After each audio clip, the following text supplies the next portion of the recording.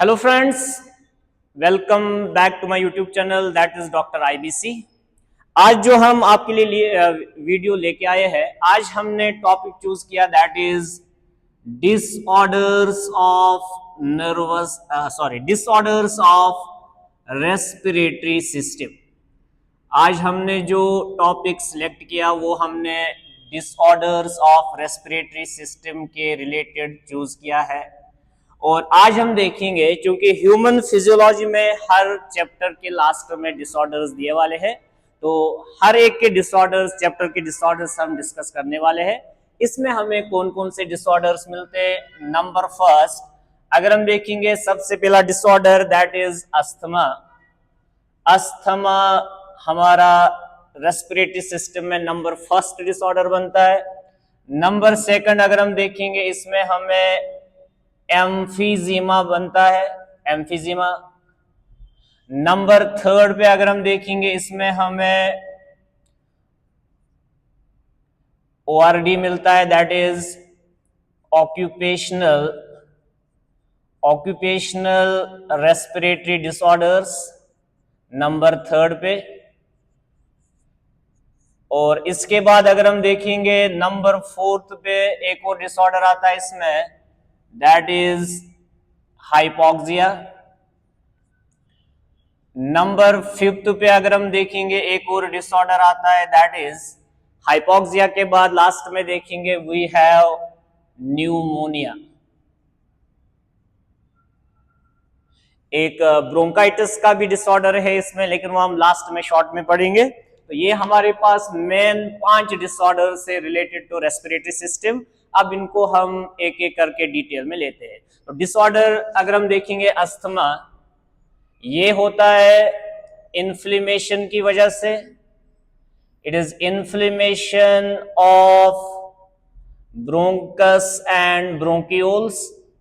ये bronchus and bronchioles का infection की वजह से होता है।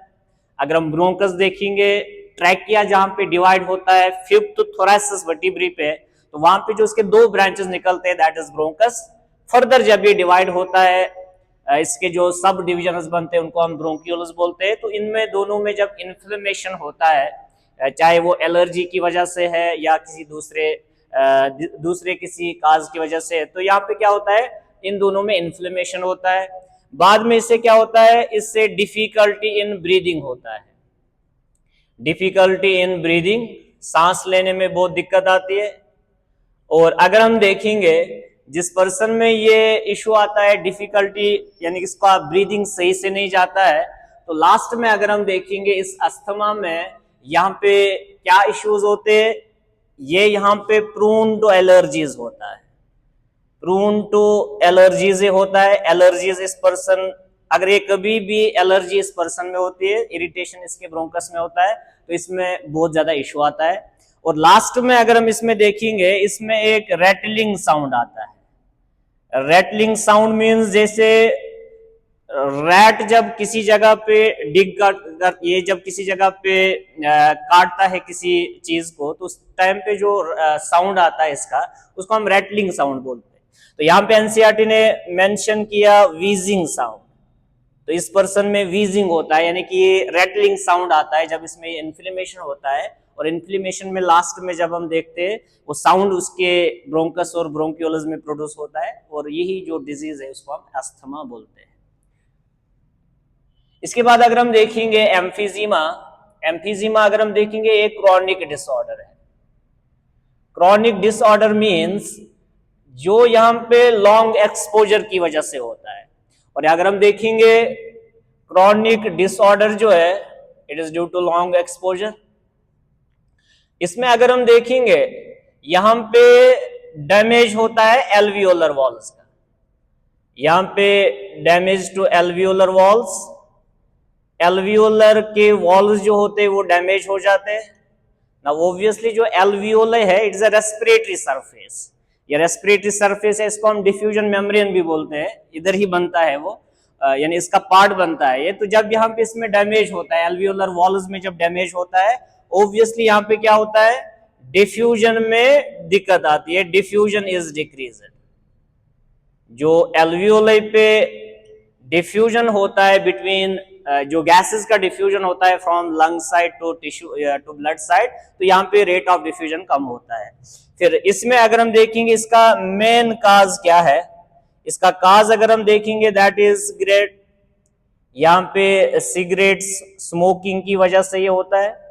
जो पर्सन बार बार सिगरेट स्मोकर जो होता है, स्मोकर पर्सन में ये एम्फीजीमा ज्यादा इश्यूज उसी पर्सन में यहाँ पे डेवलप हो सकते हैं।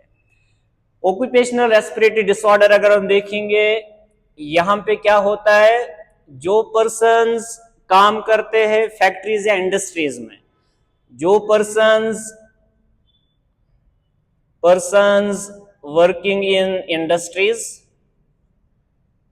उन इंडस्ट्रीज में जहां पे स्टोन ग्राइंडिंग होता है, उन इंडस्ट्रीज में जहां पे स्टोन ग्राइंडिंग का काम चलता है, तो इस स्टोन ग्राइंडिंग की वजह से क्या होता है, यहाँ पे मेन 3 इश्यूज आ सकते हैं। एक सिलिकोसिस का इश्यू आ सकता है, एक एस्बेस्टोसिस का इश्यू आ सकता है, और नंबर 3 यहां पे फिब्रोसिस का इश्यू आ सकता है। अब ये क्या है, फिब्रोसिस अगर हम देखेंगे, it is inflammation of fibrous tissue, it is inflammation of fibrous tissue. जो फाइब्रस टिश्यू होता है यहां पे इस पर्सन के लंग्स में, उसमें इन्फ्लेमेशन होता है क्योंकि वो इरिटेट होता है डस्ट से। ये स्टोन ग्राइंडिंग से जो डस्ट बाहर आता है, डस्ट पार्टिकल्स, उसी डस्ट से बाद में इसके अंदर जो केमिकल्स होते हैं, अगर वो केमिकल इसके लंग्स में बार बार यहाँ पे एंटर होते हैं, तो इससे बहुत सारे डिसऑर्डर्स क्रिएट होते हैं, जिसमें मैंने बताया सिलिकोसिस, एस्बेस्टोसिस। तो ये डिपेंड करता है कौन सा वाला केमिकल जाता है, उसी बेसिस पे यहाँ पे एस्बेस्टोसिस या सिलिकोसिस हो सकता है। और इसमें अगर हम देखेंगे, ये यहाँ पे क्या करता है, ये इम्यून सिस्टम पे सबसे ज्यादा, इम्यून सिस्टम को ये यहाँ पे वीक करता है। इम्यून सिस्टम इज वीकनेड, क्योंकि बार बार जब इन केमिकल्स का एक्सपोजर होता है इस पर्सन में, इसके इम्यून सिस्टम पे क्या असर पड़ता है, वो धीरे धीरे वीक हो जाता है, वो इसको काउंटर नहीं कर सकता है।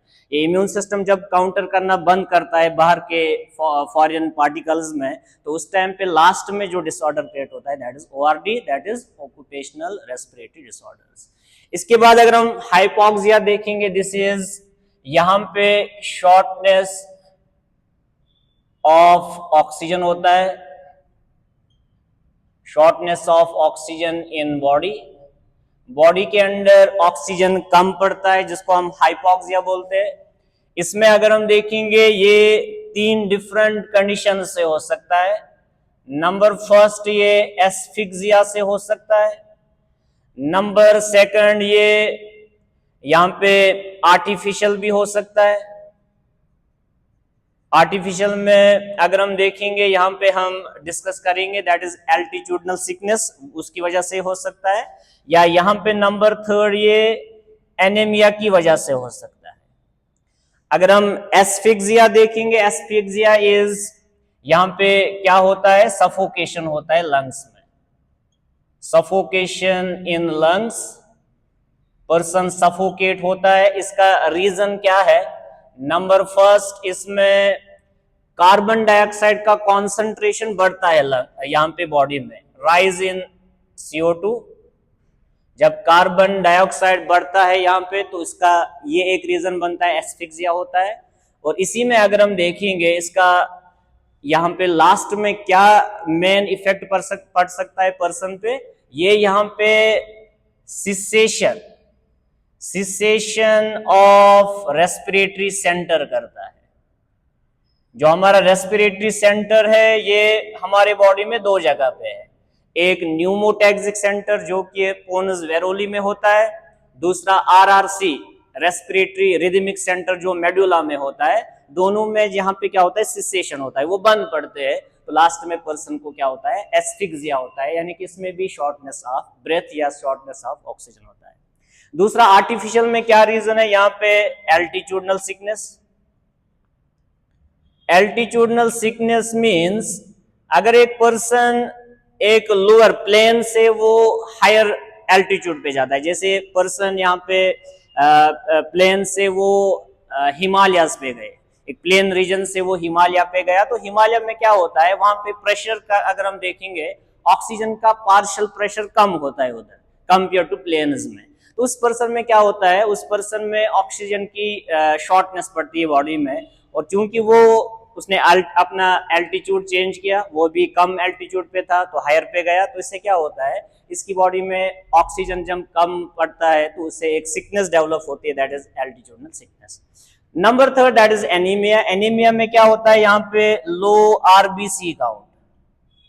अगर पर्सन में आरबीसी काउंट कम है तो ऑब्वियसली उसमें हीमोग्लोबिन भी कम होगा, और अगर उसमें हीमोग्लोबिन कम है इसका मतलब प्रॉपर यहाँ पे ऑक्सीजन की डिलीवरी नहीं होती टिश्यूज पे, तो ये भी एक रीजन बनता है इस हाइपोक्सिया का।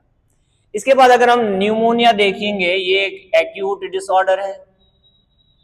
आपने भी इससे पहले आपने पढ़ा एक क्रॉनिक डिसऑर्डर था जो कि लॉन्ग एक्सपोजर की वजह से, अब ये एक्यूट डिसऑर्डर हुआ जो कि शॉर्ट एक्सपोजर की वजह से होता है। और इसमें अगर हम देखेंगे शॉर्ट एक्सपोजर में क्या होता है, यहाँ पे पर्सन एक्सपोज होता है बैक्टीरियल इन्फेक्शन का, यहाँ पे पर्सन को बैक्टीरियल इन्फेक्शन होता है, इसके लंग्स में बैक्टीरियल इन्फेक्शन होता है जिसका काज अगर हम देखेंगे एक मेन बैक्टीरिया होता है, दैट इज स्ट्रेप्टोकोकस न्यूमोनिया, इस बैक्टीरिया का नाम है। स्ट्रेप्टोकोकस न्यूमोनिया एक बैक्टीरिया है। स्ट्रेप्टोकोकस न्यूमोनिया क्या करता है, ये यहाँ पे इन्फ्लेमेशन करता है, ये यहाँ पे इन्फ्लेमेशन ऑफ एल्वियोलाई करता है, जैसे हमने इससे पहले भी देखा एम्फीजीमा में। तो जब यहाँ पे एल्वियोलाई इन्फ्लेमेट हो जाते हैं तो इसमें क्या होता है, म्यूकस डिपोजिशन होता है, म्यूकस डिपोजिशन होता है एल्वियोलाई के अंदर। जब एल्वियोलाई के अंदर म्यूकस डिपोजिशन होता है तो यहाँ पे क्या होता है, रेस्पिरेटरी सरफेस जो होती है, रेस्पिरेटरी सरफेस इधर डिक्रीज हो जाता है, या इधर रेस्पिरेटरी सरफेस जो है डिस्टर्ब हो जाता है इस बैक्टीरिया की वजह से।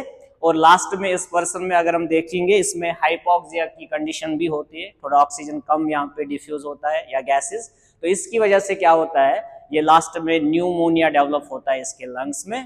तो ये हमारे 5 डिसऑर्डर्स हुए। अगर इसको हम 6th वाला डिसऑर्डर ऐड करेंगे दैट इज ब्रोंकाइटिस।